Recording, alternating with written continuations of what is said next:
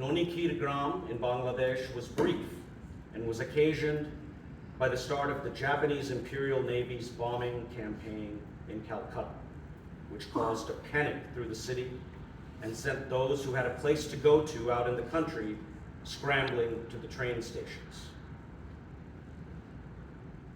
While in the village as a toddler, Baba fell into a pond and nearly drowned. He was rescued by one of his uncles.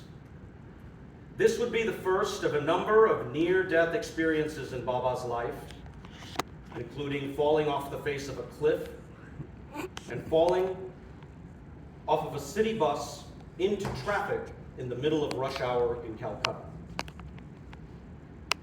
These experiences seemed to fortify his body and strengthen his life force, something we witnessed in his astonishing recoveries during hospital stays this year, although ultimately he fell just one last recovery short. I don't know if I'd say Baba had 9 lives, but I do know he had 2 birthdays. You see, when my father was first being enrolled in school, his mama, his maternal uncle, took him for enrollment, and they asked for his birth date in the British format and in accordance with the Gregorian calendar. My great uncle had no idea what Baba's birthday would be in the Gregorian calendar. The family only used the Bengali calendar, according to which the year begins in the spring, mid-April to be precise. Baba's birthday was on Doshoi Ashi, the 10th day of the 6th month of the Bengali calendar, which in the year Baba was born, we believe would have corresponded to September 29th.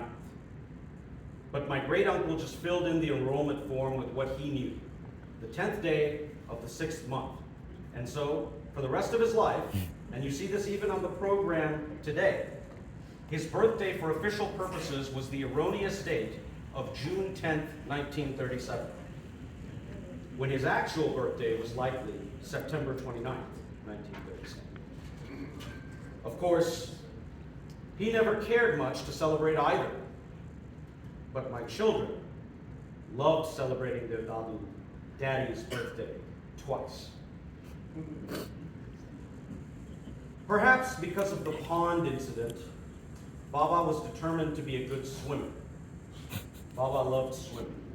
It was a great hobby of his. He would practice daily, and he once managed to swim from one shore of the Ganga, really the Hooghly River in North Calcutta, to the other. He would often think back on those swims. They clearly brought him peace. It's why my brother and I will be taking his ashes to India early next year to give his mortal body one last swim in the river on whose east bank he grew up. The backdrop of Baba's early childhood was the Bengal famine, perhaps the most under-discussed and infuriatingly avoidable human tragedy of the 20th century. Although historians peg it to the year 1943, it had repercussions long after, as the rationing of rice continued, at times forcing my father, as a child, much too young for such cutthroat environments, to be the one to try to secure a ration. Such was the level of hunger and suffering all around that thousands of people would go door to door begging not for a share of another family's rice ration. No. Even in their desperation, people did not have the audacity to beg for that, but for what in Bangla is known as pang, the starch that collects at the top of the pot when you boil rice. Starving people sought only spoon scoops of pang so that they could give their children some nourishment. While this was the influence on his early childhood, as Baba moved into adolescence, it became the Indian independence movement and another horrific tragedy, the partitioning of British India along religious lines, a process that was particularly difficult in the states of Punjab in the west and the state of Bengal in the east. Baba would excitedly relay that he and his friends had once worked their way to the front of a crowd where Mahatma Gandhi was speaking in Calcutta.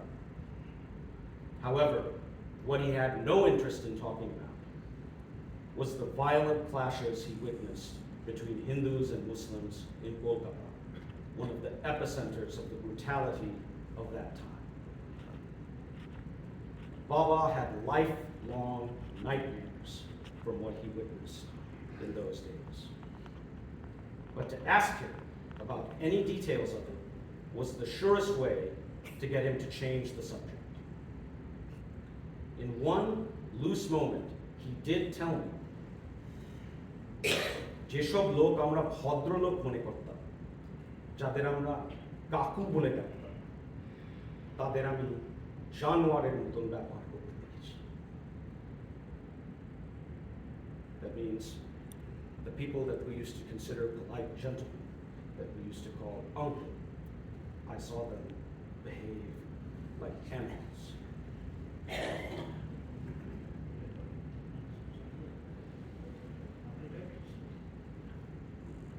These experiences fostered in him a deep mistrust in fundamentalist religious belief of any kind.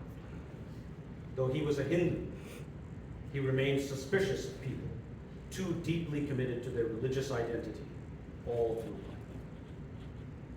Baba began working at a factory at the age of 15, as income was needed to support the large family. From that point forward, he never stopped working until his retirement, and even that he had to do 3 separate times because he kept going back.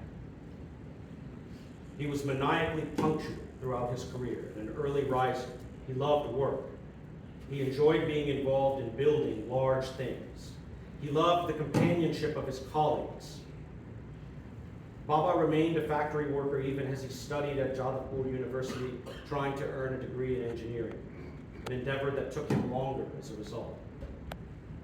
In Baba's yearbook photo at Jadavpur, there is no caption, there are no comments, because he had no social life in college. He simply went straight from campus to factory. He would arrive home in the middle of the night to catch a few hours of sleep, and my grandmother would deprive herself of sleep to be up waiting for him with food, a fact he would recall through tears. Baba loved his younger siblings so much. He felt a tremendous duty to them, which kept him going in those days.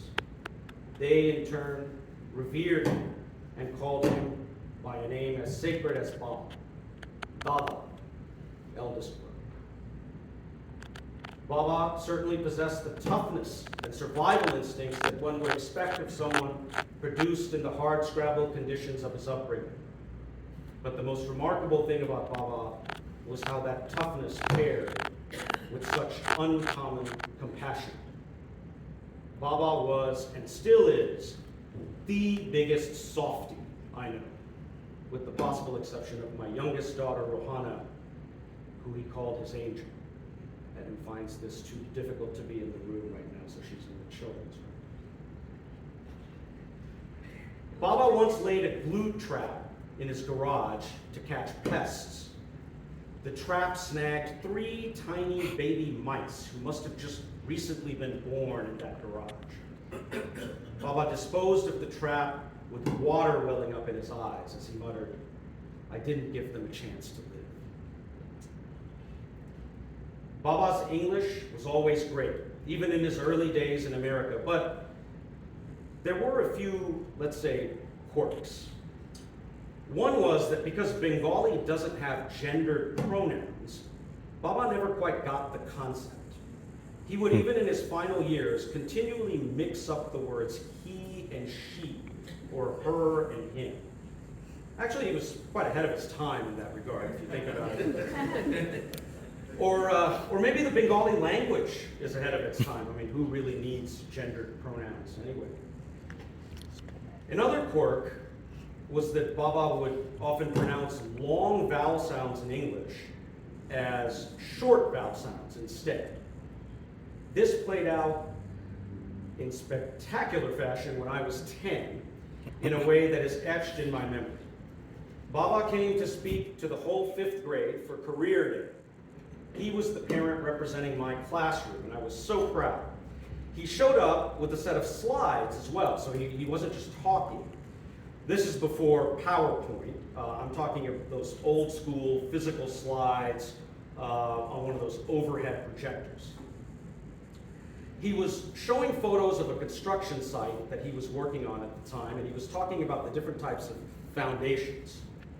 One type he showed were sheet piles. That's S-H-E-E-T piles. I think you can see where I'm going with this. After Baba had said shit piles a couple of times, kids started raising their hands and asking, Mr. Dutta, what's that one type of foundation again? And you know what? Baba knew exactly what the kids were doing, and he indulged them by repeating his pronunciation and laughing along with them. He didn't feel insulted at all. He thought it was funny.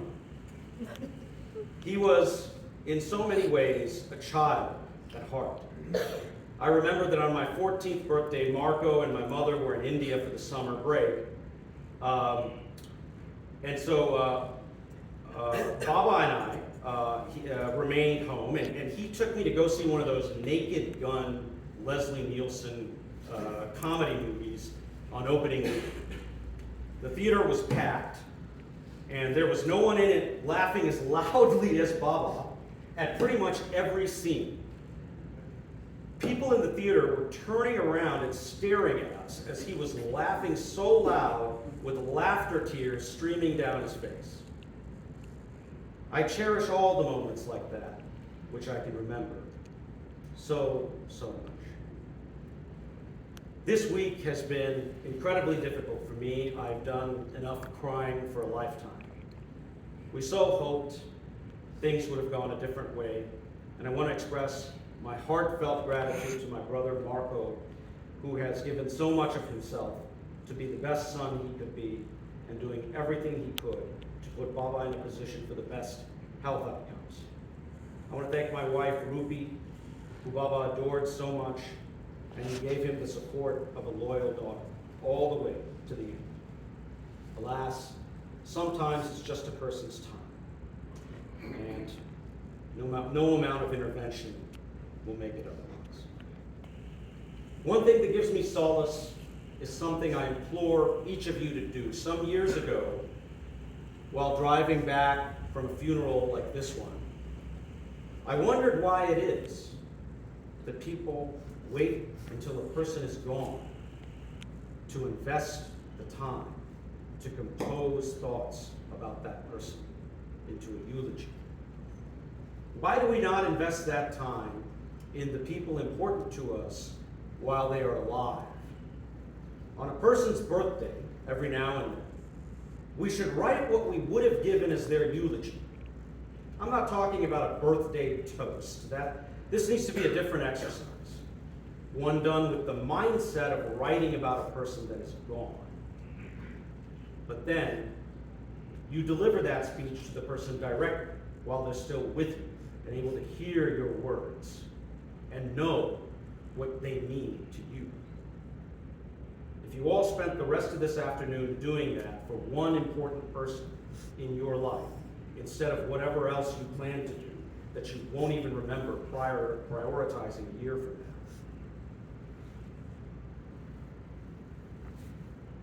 it would make me feel even better about you being here today to support our family, which we are all so grateful for. The fact that I was able to deliver much of this eulogy to Bob on one of his birthdays, the fact that he heard my thoughts while he was alive, gives me some peace as I navigate this difficult moment. But now, in closing, comes the part that due to circumstances I did not get to say. I'm sorry, Bob. I'm sorry that Marco, Rupi, and I, and as well as all of our cousins in India and other places who revere you as their grandfather that they never had, all of us who owe our very lives to you, I'm sorry that we've all run out of time to do things to make you proud.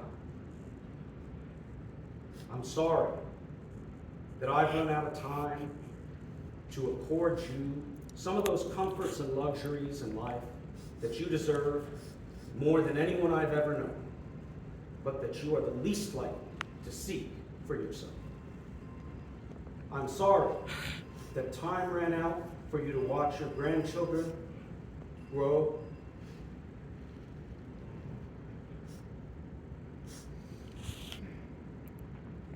And carry on your legacy. I'm sorry that after 50 years of marriage, you've had to depart from the best life companion you could have asked for.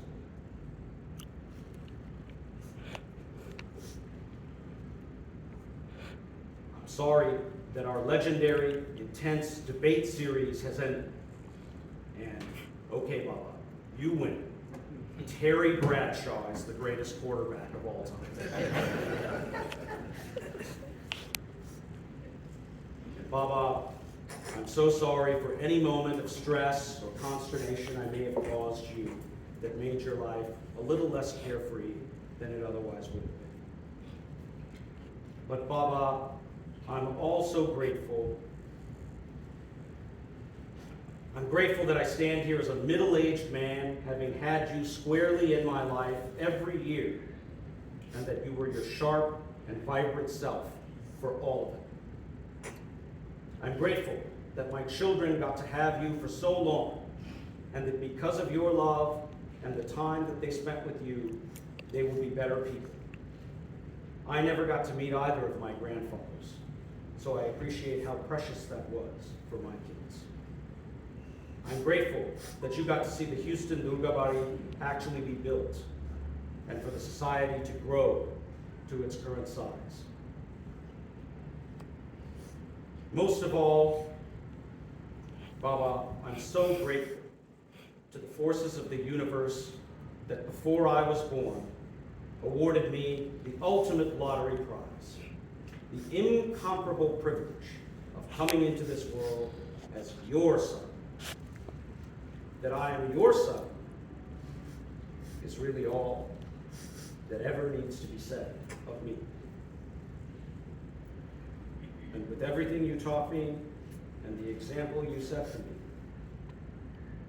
I must dedicate the remainder of my time in this life to living up to those lofty titles of Baba and Baba.